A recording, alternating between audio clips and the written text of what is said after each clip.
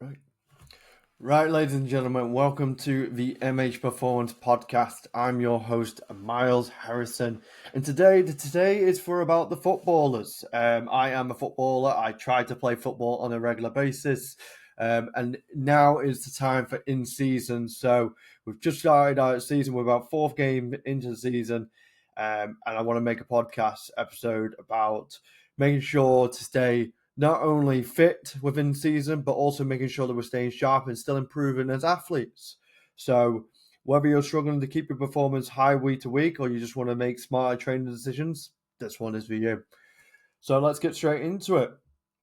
The first mistake or the first tip I can give everyone when it comes to in season training is keep training in season. I've seen it so many times where in the off and in the preseason, athletes train incredibly hard to get into the shape that they're in now so they are ready.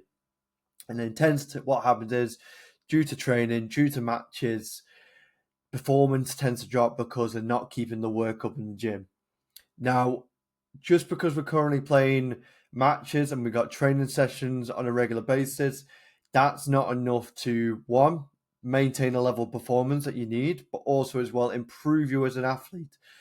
Someone who myself likes to train a lot of the time, I would hate to think that a lot of the work that I would do in the off season, by the time the season ends, should we say, I'm a worse athlete than I was when I first started. I would hate that. I would always want to think that I'm always constantly improving.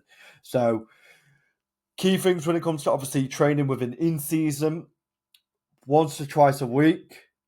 Make sure that like your biggest sessions, your hardest sessions, are furthest away from your game days. So this will be like a match day -3.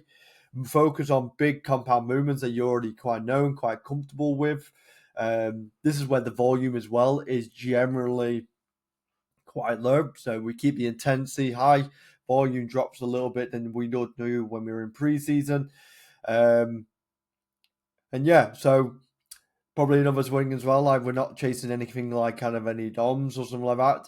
We're in a way trying to maximize our output without the negative effects of fatigue or anything that could negatively impact our performance when we come into the games.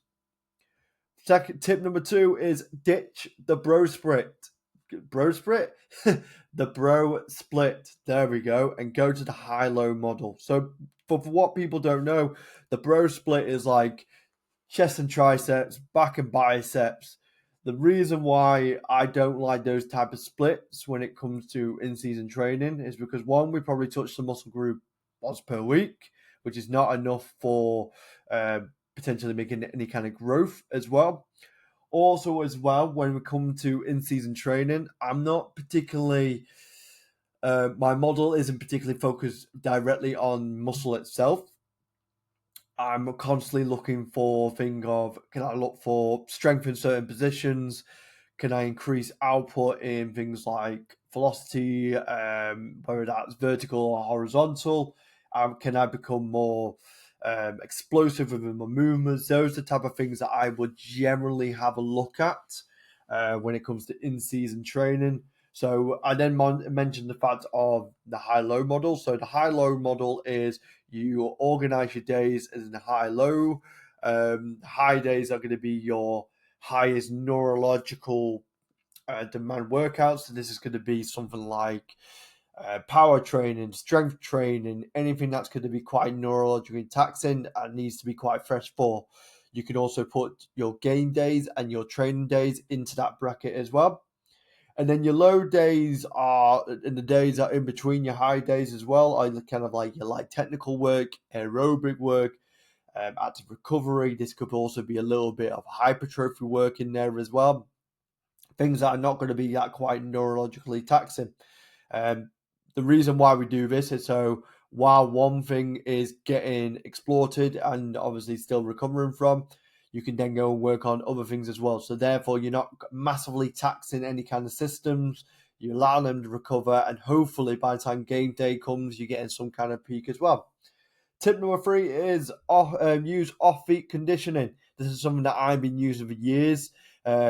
And especially for someone who, like myself, who probably averagely runs about 10k plus within a game, my legs do get quite sore as well. So trying to run adding any extra bit of running would probably just kind of kill me off a little bit.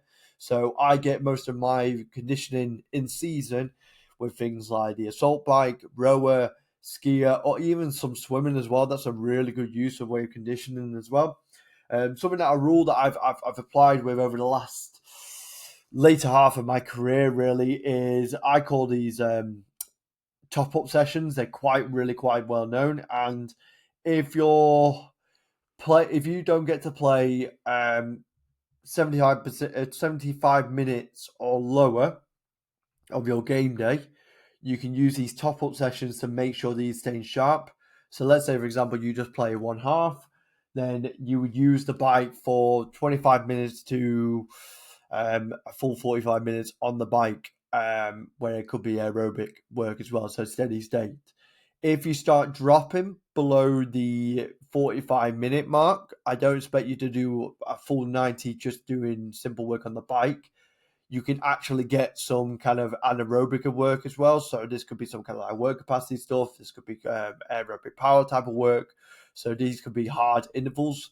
And that way, then you're still getting your heart rate up. You're still getting some stimulus to make sure that you're not dropping that fitness. And therefore, when you do get them game days, because seasons are long, we're not always going to get 90 minutes unless you're a very key player. So you need to make sure that you got a strategy for filling in no gap where you're not 100% getting minutes as well. Tip number 4 is prioritizing recovery like a match. This is a big one as well. I think it goes under the radar in the sense of the fact that we always constantly focusing on making sure that we are the strongest, we are the fastest, we are the better athlete. But without recovery, that goes out the window for most people. So focus on the big rocks, 8 hours of plus hours of sleep, stress management, making sure you're finding ways of reducing stress, whether that's saunas, whether that's just some chill times, making sure nutrition and hydration are up to par as well. Plenty of proteins, plenty of carbohydrates, plenty of fats, and key dose of hydration as well, and water. They're the massive things as well. And also as well, make sure as well within your training sessions as well, you're not just doing these movements that are very one plane of motion, which means that by just kind of like, let's say, so squat, for example, try to do movements where you're moving around in different areas. So it could be instead of a barbell squat. When I say this, I know I mentioned before, focus on your big compound movements. They're necessary for stuff like obviously power improvement and strength, but just to make sure you're filling in the gaps, things like kind of like split squat, single leg movements, rotational movements as well. That's a quite big one as well that people tend to forget about. So make sure that you're prioritizing your recovery to making sure that you are getting those gains as well, but also as well when it comes to matches, you are as fresh as you possibly can be.